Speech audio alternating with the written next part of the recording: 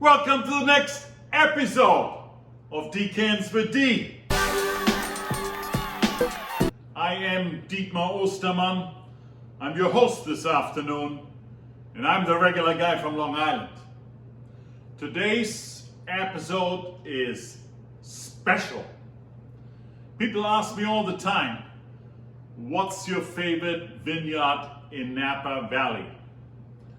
And if you watch my show, you know that I'm an absolute lover of Napa Valley Cabernet.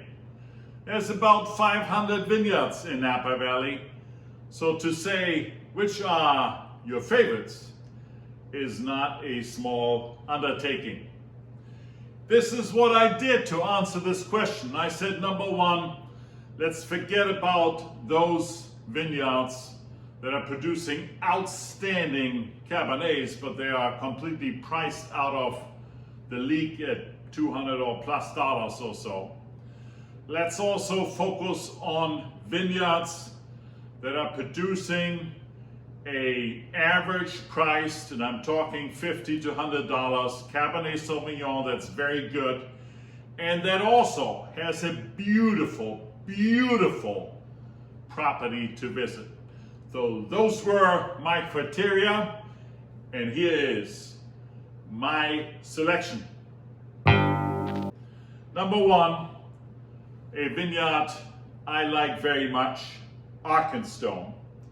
Arkenstone is in the northern and eastern part of Napa Valley. So you go past St. Helena and then drive up into the mountains, and Arkenstone is on top of the mountain. In fact, it's in the town of Angvin, and right up there is Howell Mountain.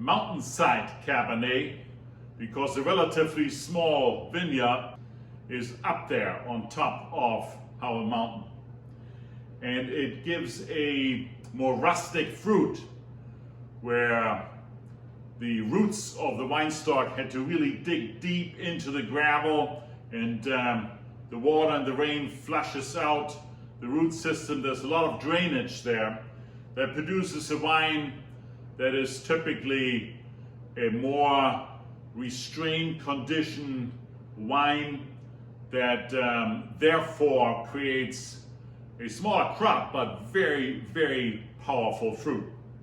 So that's the first. Second one is also no stranger to mountain territory, Bonnet. Bonnet is now on the other side of Napa Valley, on top of the beautiful Spring Mountain district, and you drive quite a bit from the Napa Valley up into Mountains Road until you arrive at the top of Spring Mountain. And the moment you are walking over to the caves where they store the wines, you have a beautiful view down into Napa Valley.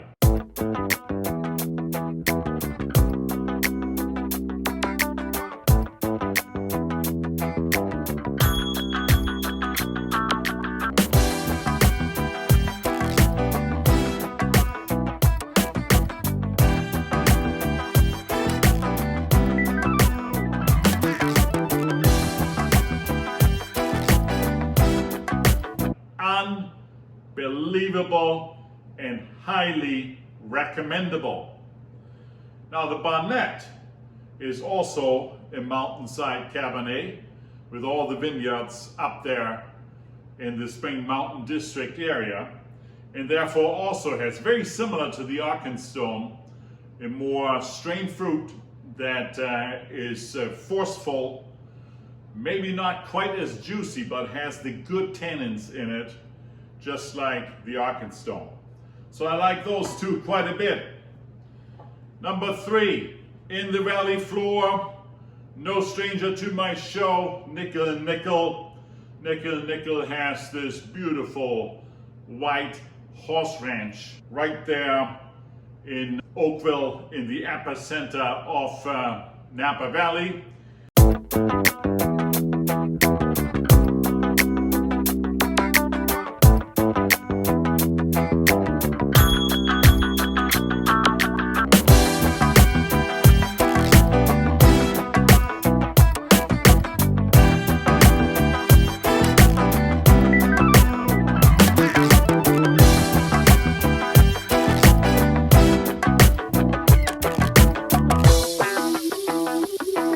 They specialize in single vineyard vines. By now, I think they have 12 or so of these single vineyard Cabernets, and they are specific to a particular area vineyard. So this is the State Ranch, for instance, and State Ranch is a vineyard that's located in Uneville.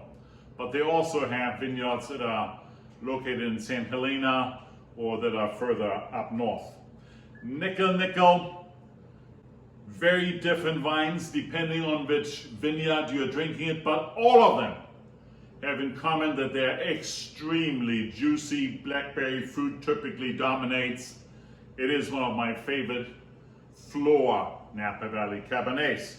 They also, by the way, make very, very good Merlots. Duckhorn recently IPO'd. This is a legendary vineyard.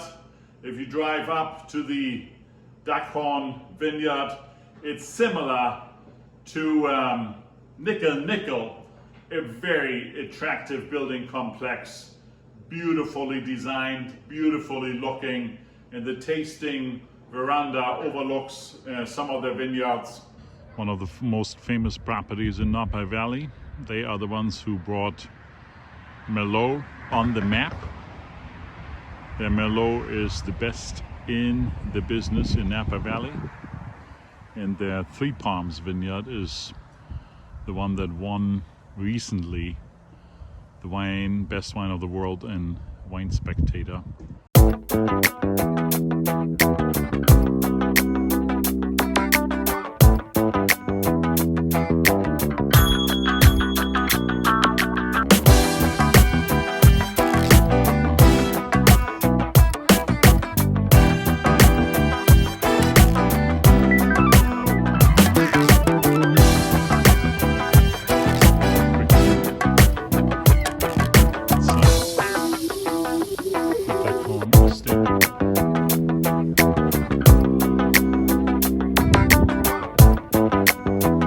Duckhorn, of course, my judgment, the #1 Merlot in this country, and certainly the #1 Merlot in Napa Valley. But here is the Cabernet.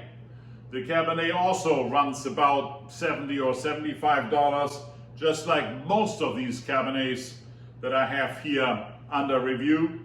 And it's, again, similar to Nickel Nickel, a juicy Napa Valley floor Cabernet that I like quite a bit, and the showroom and the estate is unbelievable. Last but not least, Mayacamas, another one of those mountainside vineyards. This one, on the other hand, is right there on the left-hand side on the West Mt Veeder, so southwest Napa Valley, all the way up again on the mountain. You drive up to that vineyard, they load you in an SUV and drive you up to their tasting area on top of the mountain overlooking Napa Valley.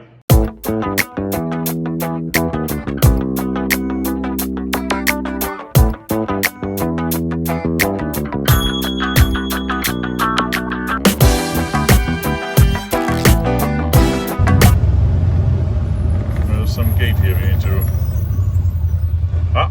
Sesame opens.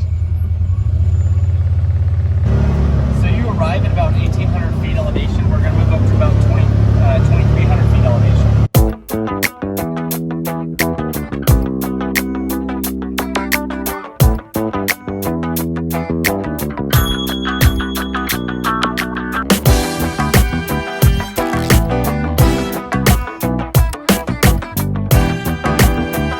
fantastic. And the recently rebuilt showroom, beautiful, fantastic. When it comes to the wine, mountainside, well drained, good fruit, a little different than the other mountainside wines, a little wilder in the character, but also fantastic. I'm gonna open now 2 out of those fantastic 5 wines. I need those for dinner tonight, and I wanna taste for you one of my favorite 5s, a Valley Floor against a Mountainside Cabernet. Valley Floor we are tasting is the 2017 Nickel Nickel State Ranch. 2017 was a year in Napa that was unfortunately characterized by some of the wildfires, so you have to be careful shopping for 2017. But a lot of the vineyards had already harvested prior to the fires, so I think Nickel and Nickel is one of those. There's no problem buying the 2017 and drinking those. I have with me at this show, like in almost every show, my longtime partner and friend, Corky the Cork Owl. Woohoo! I'm gonna quickly decant.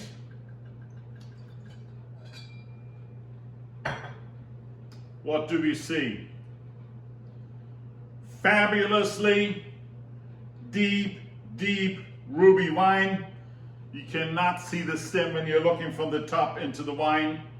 It's a deep ruby color, almost a little bit into purple. Beautiful color, which is very typical for the Nickel Nickels. Let's give it a sniffy sniff. Blackberry pronounced like galore in the nose.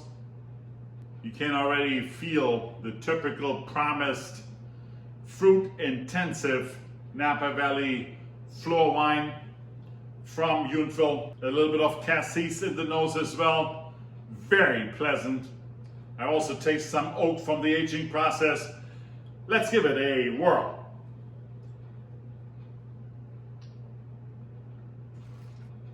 Absolutely ready to drink right now. On the palate, a little bit of pleasant, heavy tannins. Not biting tannins, heavy, layered, structured tannins, which combines extremely well with the dominating blackberry fruit. Very, very pleasant. Beautiful wine to drink right now with a steak.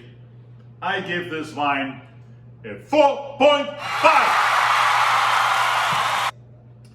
Contestant number 2, Mountainside, Mayacamas.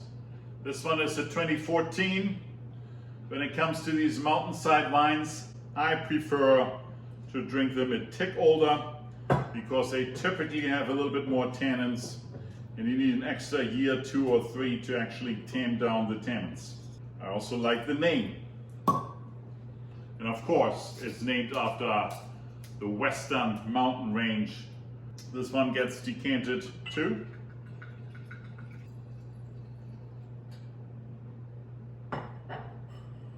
Okay, what do we see? This wine, deep ruby, not quite as deep as the Nickel Nickel. It looks similar color-wise, but if I'm looking from the top, I can barely, but a little bit, see the stem of the glass. Let's give it a sniffy sniff. This one has not just blackberry, this is black and red fruit. I can detect some red currant, but there's also some raspberry and blackberry mixed in.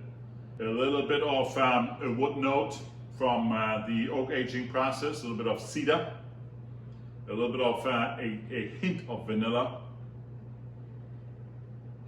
Let's give it a whirl.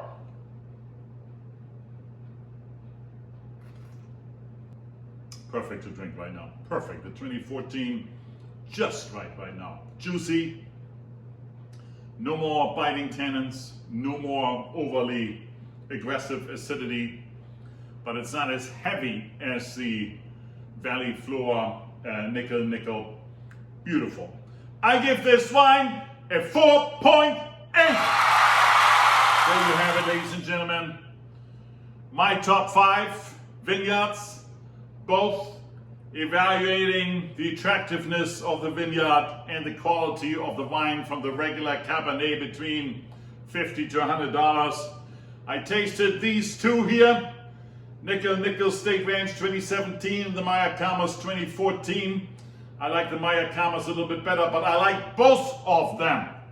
But Mayacamas wins this race. And if you like this show, please like it and subscribe to my channel. And I see you every Sunday on this channel. Until then, next Sunday.